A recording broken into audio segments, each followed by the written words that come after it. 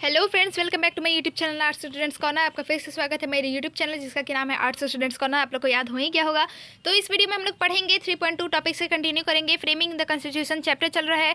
Themes in Indian history part 3 class 12 NCERT history का book चल रहा है और इसका हम लोग यहाँ से स्टार्ट करेंगे। तो उम्मीद है आप लोग को अच्छा लगा होगा। एक रिक्वेस्ट है कि पहले सारे पीछे के वीडियोस आप लोग देख ले, उससे आपको चैप्टर को समझने में आसानी होगी। शुरू से अंत तक खत्म कीजिए, बीच से शुरू करना अच्छा नहीं होता है। तो चलिए, अगर आपको अच्छा लगे तो लाइक कर दीजिएगा, ज़्यादा से ज़्यादा शेयर कीजिएगा इस वीडियो को और चैनल को सब्सक्राइब करना मत भूलिएगा। शुरू करते हैं। We will need much more than this resolution, मतलब कि केवल इस प्रस्ताव से काम चलने वाला नहीं था। While welcoming the objectives resolution, N.G. Ranga, a socialist who had been a leader of the peasant movement, urged that the term minorities be interpreted in economic terms. उद्देश्य प्रस्ताव का स्वागत करते हुए किसान आंदोलन के नेता और समाजवादी विचारों वाले एनजी रंगा ने आह्वान किया कि अल्पसंख्यक शब्द की व्याख्या आर्थिक स्तर पर की जानी चाहिए। द रियल माइनॉरिटीज फॉर रंगा were the poor and the down trodden. रंगा की नज़र में असली अल्पसंख्यक गरीब और दबे कुचले लोग थे। He welcomed the legal rights the Constitution was granting to each individual, but pointed to its limit. In his opinion, it was meaningless for the poor people in the villages to know that they now had the fundamental rights to live and have full employment, or that they could have their meetings, their conferences, their associations, and various other civil liberties. उन्होंने इस बात का स्वागत किया कि संविधान में प्रत्येक व्यक्ति को कानूनी अधिकार दिए जा रहे हैं, मगर उन्होंने इसकी सीमाओं को भी चिन्हित किया। उन्होंने कहा कि जब तक संविधान सम्मत अधिकारों को लागू करने का प्रभावी इंतजाम नहीं किया जाएगा, तब तक गरीबों के लिए इस बात का कोई मतलब नहीं है कि अब उनके पास जीने का, पूर्ण रोजगार का अधिकार आ गया है, या अब वे सभा कर सकते हैं, सम्मेलन कर सकते हैं, संगठन बना सकते हैं और उनके पास अन्य नागरिक स्वतंत्रताएं हैं। It was essential to create conditions where these constitutionally enshrined rights could be effectively enjoyed. For this, they needed protection. They needed props. They need a ladder, said Ranga. यह जरूरी था कि ऐसी परिस्थितियां बनाई जाए जहां संविधान द्वारा दिए गए अधिकारों का जनता प्रभावी ढंग से प्रयोग कर सके। रंगा ने कहा कि उन्हें सहारों की जरूरत है, उन्हें एक सीढ़ी चाहिए। Ranga also drew attention to the gulf that separated the broad masses of Indians and those claiming to speak on their behalf in the Constituent Assembly. रंगा ने आम जनता और संविधान सभा में उसके प्रतिनिधित्व का दावा करने वालों के बीच मौजूद विशाल खाई की ओर भी ध्यान आकर्षित कराया। उन्होंने पूछा, Whom are we supposed to represent? हम किसका प्रतिनिधित्व कर रहे हैं? The ordinary masses of our country, अपने देश की आम जनता का। And yet most of us do not belong to masses themselves. और इसके बावजूद हमें से ज़्यादातर लोग उस जनता का हिस्सा नहीं हैं।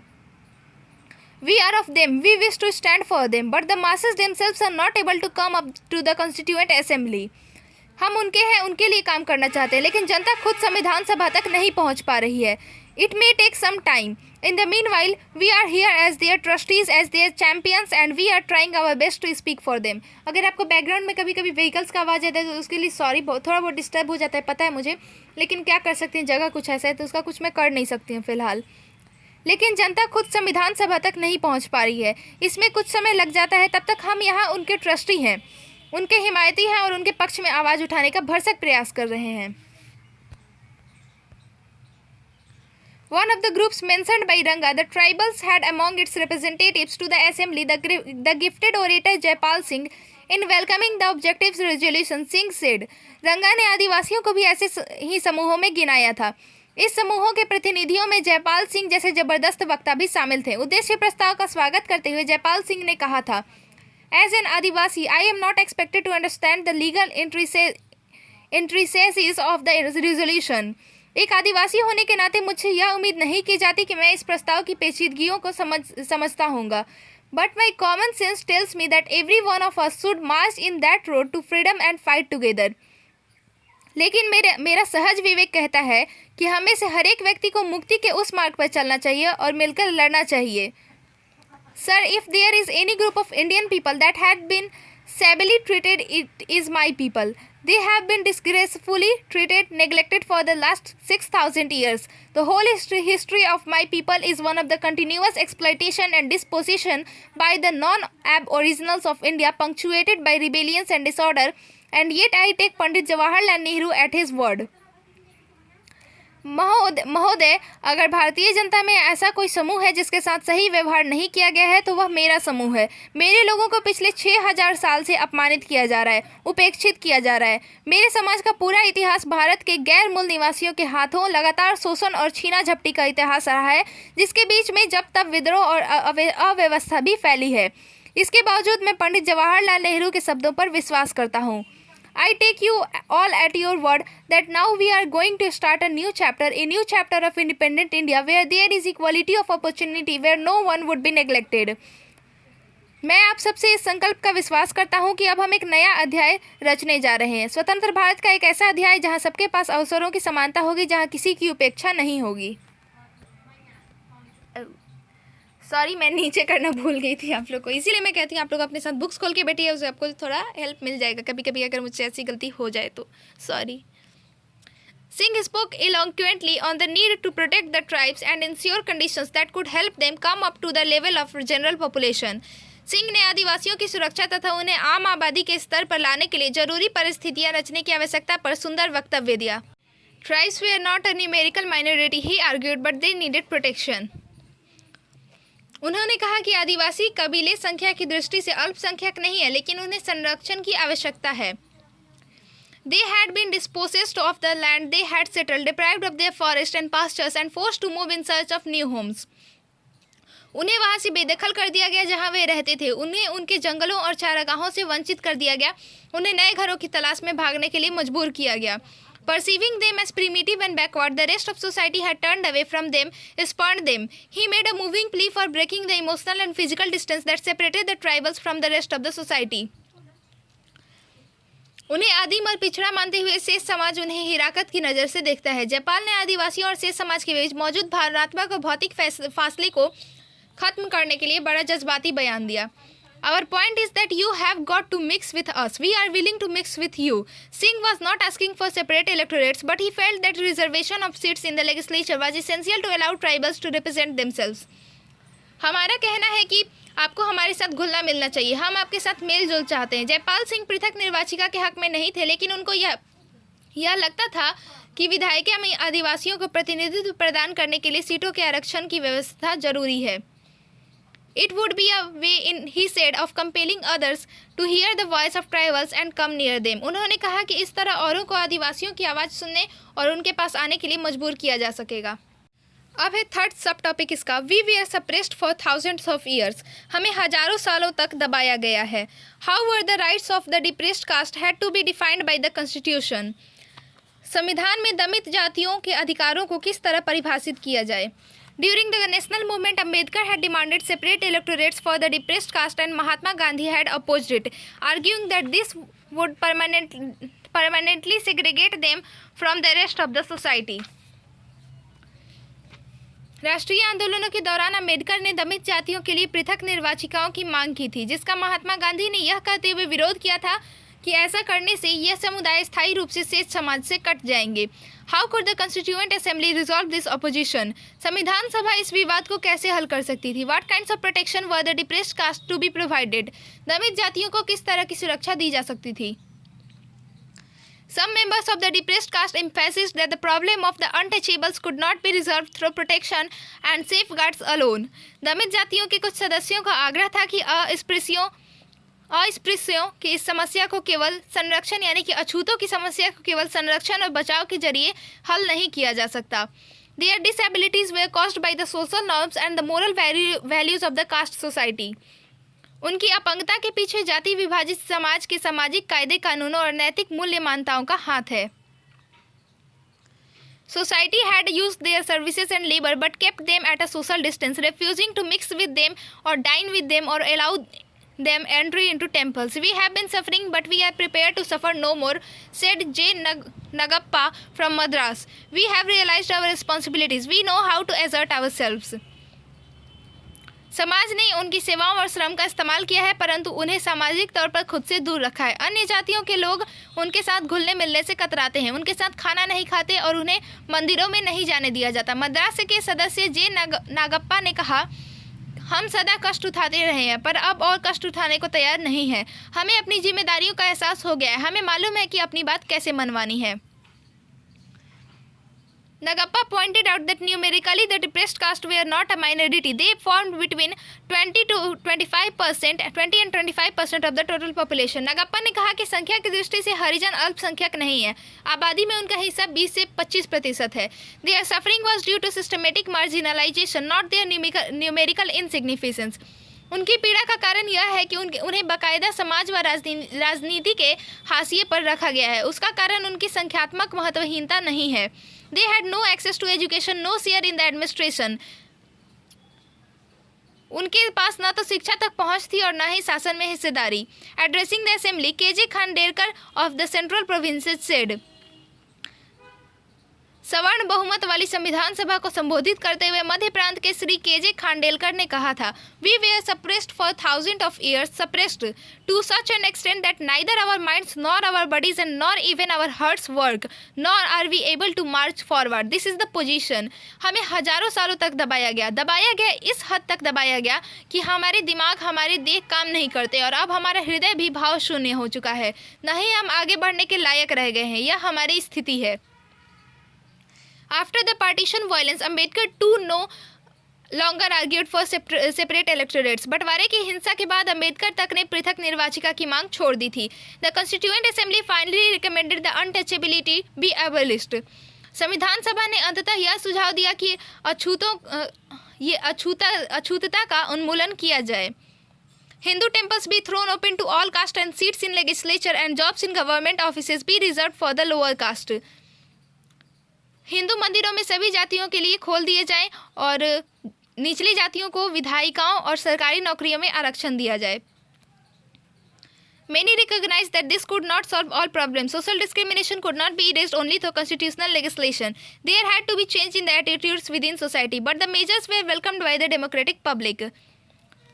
बहुत सारे लोगों का मानना था कि इससे भी सारी समस्याएं हल नहीं हो पाएंगी. सामाजिक भेदभाव को केवल संवैधानिक कानून पारित करके खत्म नहीं किया जा सकता. समाज की सोच में बदलाव लाना पड़ेगा. परंतु लोकतांत्रिक जनता ने इन प्रावधानों का स्वागत किया.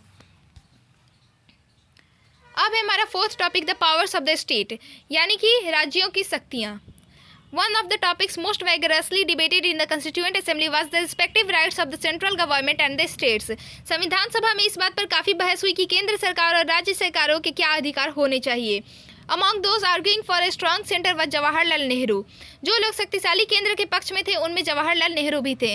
As he put it in letter to the president or to the Constituent Assembly, now that partition is a settled fact, it would be injurious to the interest of the country to provide for a weak central authority which would be incapable of ensuring peace, of coordinating vital matters of common concern, and of speaking effectively for the whole country in the international sphere. संविधान सभा के अध्यक्ष के नाम लिखे पत्र में उन्होंने कहा था, अब जबकि विभाजन एक हकीकत बन चुका है, एक दुर्बल केंद्रीय शासन की व्यवस्था देश के लिए हानिकारक होगी, क्योंकि ऐसा केंद्र शांति स्थापित करने में, आम सरोकारों के बीच समन्वय स्थापित करने में और अंतर्राष्ट्रीय स्तर पर पूरे देश के लिए आवाज़ उठाने में सक्षम नहीं होगा. The draft constitution provided for 3 lists of subjects, union, state and concurrent. संविधान के मसविदे में विषयों की 3 सूचियां बनाई गई, केंद्रीय सूची, राज्य सूची और समवर्ती सूची. The subjects in the first list were to be preserved of the central government, while those in the second list were vested with the states. पहली सूची के विषय केवल केंद्र सरकार के अधीन होने थे, जबकि दूसरी सूची के विषय केवल राज्य सरकारों के अंतर्गत. As for the third list, here center and states shared responsibility. तीसरी सूची के विषय केंद्र और राज्य दोनों की साझा जिम्मेदारी थे. However, many more items were placed under exclusive union control that in other federations, and more placed on the concurrent list too than desired by the provinces. The union also had control of minerals and key industries. Besides, Article 356 gave the center the powers to take over a state administration or the recommendation of the governor. परंतु अन्य संघों की तुलना में बहुत ज़्यादा विषयों को केवल केंद्रीय नियंत्रण में रखा गया था. समवर्ती सूची में भी प्रांतों की इच्छाओं की उपेक्षा करते हुए बहुत ज़्यादा विषय रखे गए थे. खनिज पदार्थों तथा प्रमुख उद्योगों पर भी केंद्र सरकार का ही नियंत्रण दिया गया. अनुच्छेद 356 में गवर्नर की सिफारिश पर केंद्र सरकार को राज्य सरकार के सारे अधिकार अपने हाथ में लेने का अधिकार दे दिया गया. The Constitution also mandated for a complex system of fiscal federalism. संविधान में राज्यकोषीय संघवाद की भी एक जटिल व्यवस्था बनाई गई. In the case of some taxes, for instance, custom duties and company taxes, the center retained all the proceeds. In other cases, such as income tax and excise duty, it shared them with the states. In still other cases, for instance, state duties, it assigned them wholly to the states. The states, meanwhile, could levy and collect certain taxes on their own. These included land and property taxes, sales tax, and the hugely profitable tax on bottled liquor.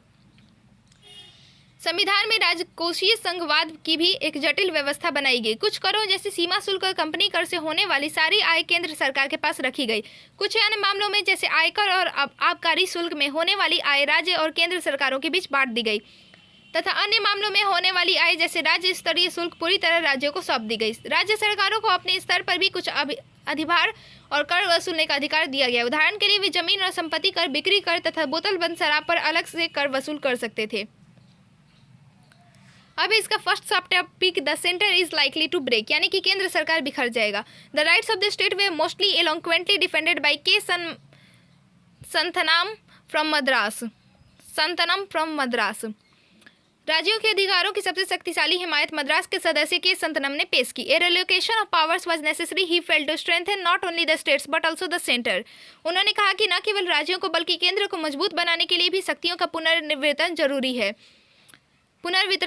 है। There is almost an obsession that by adding all kinds of power to the center we can make it strong. This was a misconception, said Santhanam. If the center was overburdened with responsibilities, it could not function effectively. उन्होंने कहा कि न केवल राज्यों को, हाँ ये तो मैंने बता ही दिया, यह दलील एक जीत सी बन गई है कि तमाम शक्तियाँ केंद्र को सौंप देने से वह मजबूत हो जाएगा। संतनम ने कहा कि यह गलतफहमी है। अगर केंद्र के पास जरूरत से ज़्यादा जिम्मेदारियां होंगी तो वह प्रभावी ढंग से काम नहीं कर पाएगा। By relieving it of some of its functions and transferring them to the states, the center could in fact be made stronger. अगर केंद्र के पास जरूरत से ज़्यादा जिम्मेदारियां होंगी तो वह प्रभावी ढंग से काम नहीं कर पाएगा। उसके कुछ दायित्वों में कमी करने से और उन्हें राज्यों को सौंप देने से केंद्र ज़्यादा मजबूत हो सकता है। As for the states, Santanam felt that the proposed allocations of powers would cripple them. जब तक राज्यों का सवाल है, संतनम का मानना था कि शक्तियों का मौजूदा वितरण उनको पंगु बना देगा। The fiscal provisions would impoverish the provinces since most taxes except land revenue had been made the preserve of the center. राजकोषीय प्रावधान प्रांतों को खोखला कर देगा क्योंकि भू राजस्व के अलावा ज्यादातर कर केंद्र सरकार के अधिकार में दे दिए गए हैं। Without finances how could the state undertake any project of development. यदि पैसा ही नहीं होगा तो राज्यों में विकास परियोजनाएं कैसे चलेंगी। I do not want any constitution in which the unit has to come to the center and say, I cannot educate my people, I cannot give sanitation, give me a dole for the improvement of roads of industries. Let us rather wipe out the federal system and let us have a unitary system. Sanathan predicted a dark future if the proposed distribution of powers was adopted without further scrutiny. In a few years, he said, all the provinces would rise in revolt against the center. मैं ऐसा संविधान नहीं चाहता जिसमें इकाई को आकर केंद्र से यह कहना पड़े कि मैं अपने लोगों की शिक्षा की व्यवस्था नहीं कर सकता, मैं उन्हें साफ सफाई नहीं दे सकता, मुझे सड़क में सुधार, उद्योगों की स्थापना के लिए खैरात दे दीजिए। बेहतर होगा कि हम संघीय व्यवस्था को पूरी तरह खत्म कर दें और एकल व्यवस्था स्थापित करें। संतनम ने कहा कि अगर पर्याप्त जांच पड़ताल के बिना शक्तियों का प्रस्तावित वितरण लागू किया गया तो हमारा भविष्य अंधकार में पड़ जाएगा। उन्होंने कहा कि कुछ ही सालों में सारे प्रांत केंद्र के विरुद्ध उठ खड़े होंगे। Many others from the provinces echoed the same fears. प्रांतों के बहुत सारे दूसरे सदस्य भी इसी तरह की आशंकाओं से परेशान थे। They fought hard for fewer times to be put on the concurrent and union list. उन्होंने इस बात के लिए जमकर जोर लगाया कि समवर्ती सूची और केंद्रीय सूची में कम से कम विषयों को रखा जाए। A member from Odisha warned that the center is likely to break since powers had been excessively centralized under the constitution.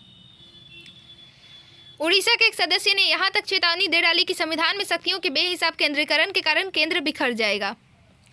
अब इसका second subtopic, what we want today is a strong government. आज हमें एक शक्तिशाली सरकार की आवश्यकता है। इस टॉपिक को हम लोग पढ़ेंगे नेक्स्ट वीडियो में। अभी बस यहीं पे हम लोग खत्म करते हैं और नेक्स्ट वीडियो में हम लोग इस चैप्टर को खत्म कर देंगे। तब तक के लिए स्टे ट्यून्ड। अगर आपको अच्छा लगा हो तो लाइक कर दीजिएगा, ज़्यादा से ज़्यादा शेयर कीजिएगा इस वीडियो को और चैनल को सब्सक्राइब करना मत भूलिएगा। Thank you for watching the video. मिलते हैं नेक्स्ट वीडियो में।